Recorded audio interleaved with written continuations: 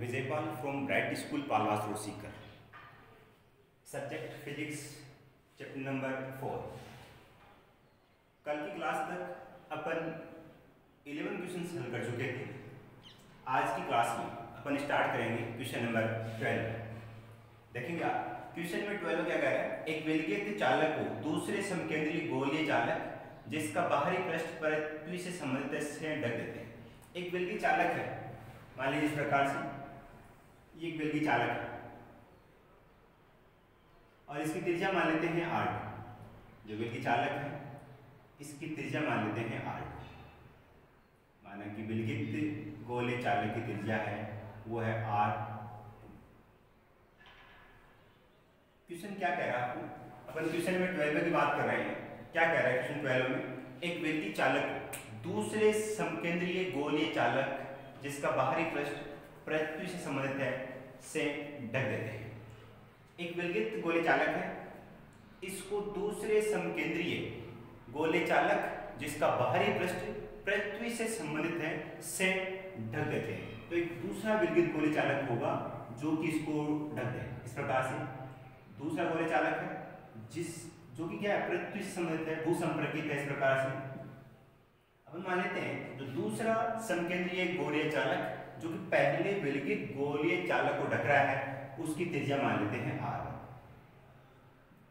उसकी त्रिज्या मान लेते हैं r। ठीक, क्या माना आपने, सबसे पहले माना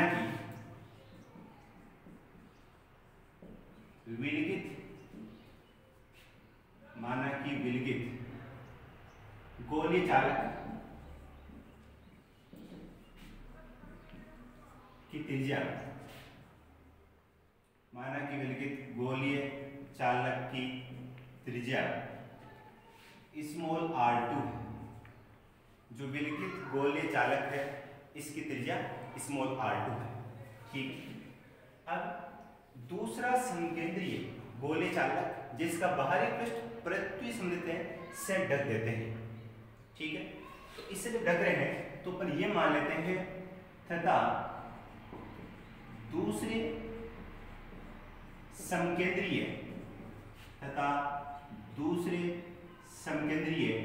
गोलीय चालक की त्रिज्या स्मॉल r1 है। क्वेश्चन में क्या कहा, दोबारा देख लीजिए आप। सबसे पहले कहा कि विलगित गोलीय चालक, एक विलगित गोलीय चालक को दूसरे समकेंद्रीय गोलीय चालक जिसका बाहरी पृष्ठ पृथ्वी से संबंधित है से ढक देते हैं। तो इनकी आगे दे रखा है, तो इन गोलीय चालकों की त्रिज्या का अनुपात, इन गोलीय चालकों की त्रिज्या का अनुपात प्रश्नानुसार जो विलगित गोलीय चालक है इनकी त्रिज्या का अनुपात that means r1/r2 is equal to n/n-1। ये क्वेश्चन में दे रखा है। जो क्वेश्चन में दे रखा है, एक विलगित गोलीय चालक है, इसको दूसरा गोलीय समकेंद्रीय गोलीय चालक जिसका बाहरी पृष्ठ पृथ्वी से संबंधित है से ढक देते हैं। तो इनकी त्रिज्या का अनुपात दे रखा है r1/r2 इक्वल टू n/n-1। फिर क्या पूछा है, सिद्ध कीजिए कि संयोजन से गोलीय चालक धारिता n गुना बढ़ जाएगी। आपको सिद्ध करना है कि संयोजन से गोलीय चालक जो विलगित गोलीय चालक है, इस विलगित गोलीय चालक की धारिता n गुना बढ़ जाती है। तो माना कि विलगित गोलीय चालक त्रिज्या r2 है, तो धारिता क्या होगी, तो धारिता C इक्वल अंदर वाले एक विलगित गोलीय चालक है, धारिता फॉर्मूला क्या होता है, C इक्वल टू 4πε0 × r। आप पढ़ चुके हो, तो क्या होगा, C इक्वल टू 4πε0 × r2। कि विलगित गोलीय चालक है इसकी त्रिज्या क्या है r2, इसको कहेंगे क्वेश्चन नंबर 1, इसको कहेंगे क्वेश्चन नंबर 2। ठीक है, तो धारिता बतानी है कि जब इसको समकेंद्रीय गोलीय चालक से ढक देते हैं तो धारिता है वो n गुना बढ़ जाती है। ये धारिता n गुना बढ़ जाती है, ये सिद्ध करना है। अब देखिए आप यहाँ पर दिख रहा है साफ साफ आपको, जब इस विलगित गोलीय चालक एक दूसरे समकेंद्रीय चालक गोला जिसका बाहरी पृष्ठ पृथ्वी से संबंधित है से ढक देते हैं, तो ये एक गोलीय समधारित्र की भांति व्यवहार करता है। किसकी भांति करता है, गोलीय समधारित्र की भांति कर रहा है, नहीं कर रहा बता दो। और गोलीय समधारित्र धारिता क्या होती है? गोलीय समधारित्र की धारिता, गोलीय समधारित्र की धारिता,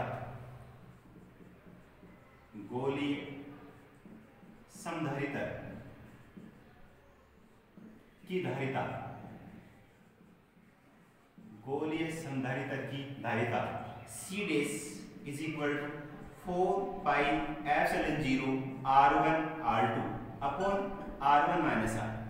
C dash equal to 4 pi epsilon 0 R1 R2 upon R1 minus R। ये आप पढ़ चुके थे। गोलीय समधारित्र की धारिता फॉर्मूला था, गोलीय समधारित्र की धारिता क्या होती है? C dash equal to 4 pi epsilon 0 R1 R2 upon R1 minus R। ये इक्वेशन नंबर कौन सा हो जाएगा? जी। इसमें क्या करेंगे आप? इक्वेशन नंबर 2 से, इक्वेशन नंबर 2 से R1 की वैल्यू निकालेंगे और 4 में रखेंगे।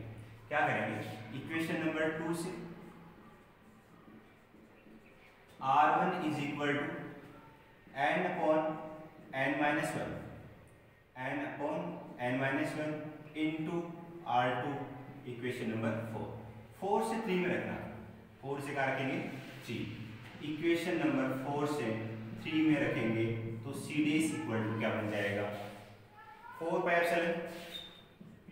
पाई एप्सिलॉन इंटू R1 की वैल्यू क्या है? n upon n minus 1, n upon n minus 1 into R2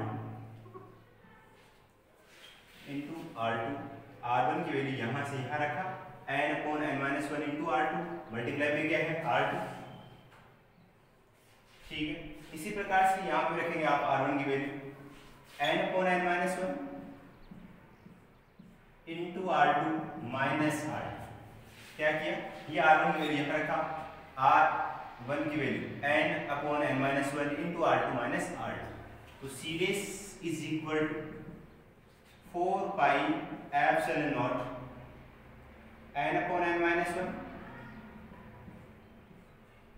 R2 का स्क्वायर, दोनों से क्या कॉमन आएगा? R2 कॉमन आएगा, तो क्या बचेगा? n upon n minus 1 minus 1। इस स्क्वायर को इससे कैंसिल कर देंगे, क्या हो जाएगा? 4 pi epsilon 0 n upon n minus 1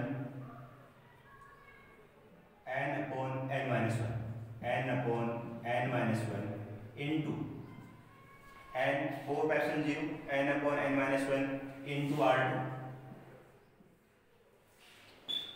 क्या हो जाएगा? n इसका कैंसिल किया जाएगा n माइनस 1 से कैंसिल हो, क्या बचेगा? n माइनस, यहाँ 1 है, n माइनस 1 टाइम जाएगा, मल्टीप्लाई करेंगे तो माइनस n प्लस 1। ये हो जाएगा n माइनस 1 से कैंसिल होगा, n से n कैंसिल होगा, क्या बचेगा? C dash is equal to 4 pi epsilon 0 n R2, n को रखा हूं पहले, तो n into 4 pi epsilon 0 into R2। Equation number कौन सा होगा? ये इक्वेशन नंबर 4 तक हो चुका था, ये नंबर 5 हो जाएगा। अब 4 पाई एप्सिलॉन 0 R2 किसकी वैल्यू है? 4 पाई एप्सिलॉन 0 R2 किसकी है? C की। तो इक्वेशन नंबर 1 से वैल्यू कहाँ रखेंगे? 5 में रखेंगे, तो C dash is equal to क्या हो जाएगा?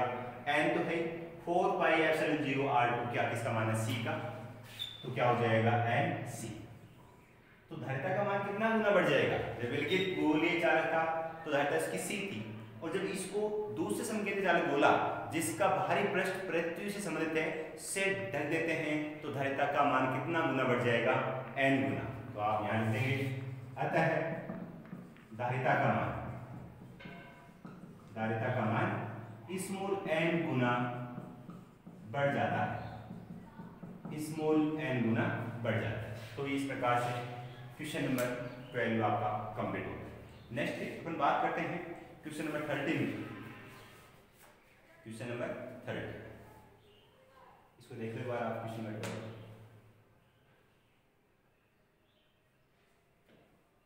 Question number 13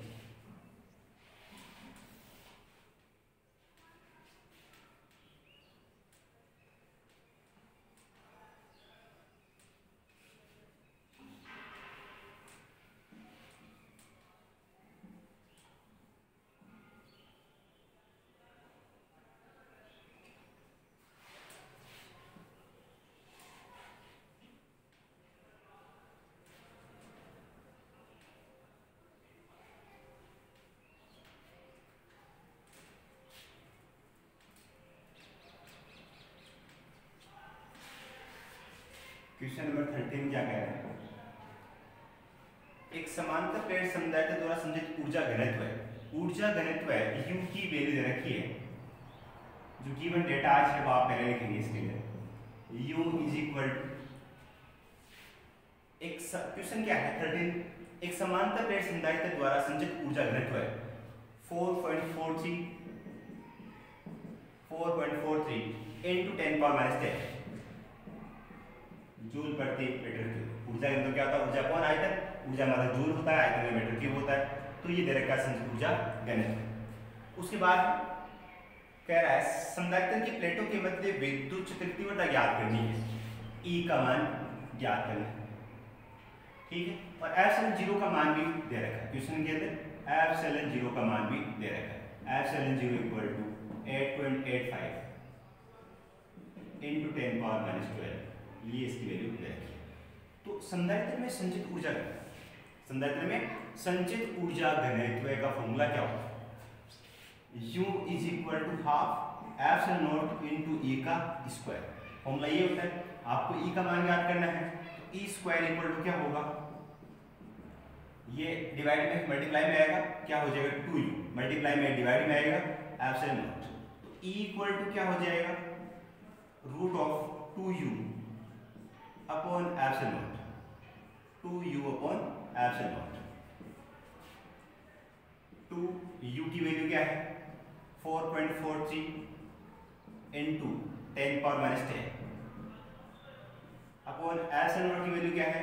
8.85 into 10⁻12। तो E का मान निकालेंगे आप न्यूटन प्रति कूलम में, ठीक है। इसको हल कर लेंगे, ये इसका आंसर है। तो इसमें सिंपल सी बात है, क्वेश्चन में आपको दे रखा है संधारित्र में संचित ऊर्जा घनत्व और वेग का मान पूछा है, तो आपने क्या किया? संधारित्र में संचित ऊर्जा घनत्व का फॉर्मूला होता है U equal to half epsilon naught into E का स्क्वायर। यहाँ से क्या करेंगे अपन? E का मान निकालना है, E स्क्वायर इक्वल टू क्या होगा? 2U upon epsilon naught, 2U upon epsilon not होगा, E स्क्वायर इक्वल टू ये है, E इक्वल टू अंडर लगा देंगे तो E का मान आ जाएगा। ये क्वेश्चन नंबर आपका 13 का। Next question number 14। Question number 14 में एक डायग्राम दे रखा है,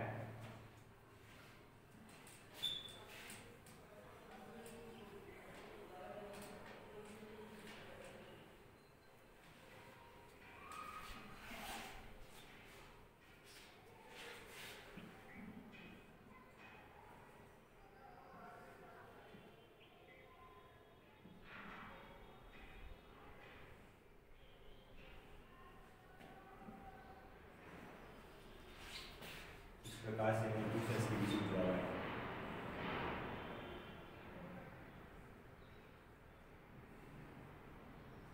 डिस्टेंस दे रखी है इनके बीच में, वो है स्मॉल डी, ये भी स्मॉल डी है, ये भी स्मॉल डी है और ये भी स्मॉल डी है। क्वेश्चन 14 की बात कर रहा हूँ। ये ऐसे एक डायग्राम यहाँ दे रखा है और बिंदु के नाम दे रखे हैं इसके अंदर, कैपिटल ए और बी। ये जो बिंदु है वो कैपिटल ए है और ये बिंदु कैपिटल बी। ए और बी के दो बिंदु हैं। क्वेश्चन क्या कह रहा है? इस चित्र में जो निकाय दे रखा है इसकी मध्यधारिता कितनी होगी? ये क्षेत्रफल केवल ए हो, दूरी स्मॉल डी हो। क्षेत्रफल केवल ए है, दूरी स्मॉल डी है, तब इसमें धारिता का मान पूछा है। ये आपका ए डायग्राम दे रहा है, एक बाय और दे रहा है। तो क्षेत्रफल दे रखा है कैपिटल ए, क्या दे रखा है? क्षेत्रफल कैपिटल ए, दूरी दे रखी है प्लेटों के बीच में स्मॉल डी, तब ए और बी की मध्य धारिता पूछी। अब आपको ये चेक करना है कि समांतर क्रम या श्रेणी क्रम में। मान लीजिए अपन यहाँ प्लस यूज करते हैं तो पूरी प्लेट प्लस का आएगा और इसमें किसका आएगा? प्लस का। और यहाँ अगर माइनस यूज करते हैं तो इस प्लेट पर किसका आएगा? माइनस का। इसमें किसका आएगा? माइनस का। अब देखिए प्लस इस पे है और माइनस इस पे है, तो एक संधारित्र बन गया। प्लस इस पे माइनस इस पे, एक संधारित्र आपका ये बन गया, इसमें बीच से कोई मतलब नहीं है, ठीक है। तो एक संधारित्र ये बन रहा है, एक संधारित्र ये बन रहा है। अब इस श्रेणी क्रम में है या समांतर क्रम में? देखिए आप, ये संधारित्र पहला है, ये दूसरा है। इसकी पहली प्लेट प्लस है और इसकी पहली प्लेट प्लस है, ठीक है। और इनकी इस संधारित्र की दूसरी प्लेट इसकी दूसरी प्लेट दोनों कैसे माइनस है। तो दिया गया संयोजन क्या है, दो संधारित्रों का समांतर क्रम संयोजन। दिया गया परिपथ, दिया गया परिपथ दो संधारित्रों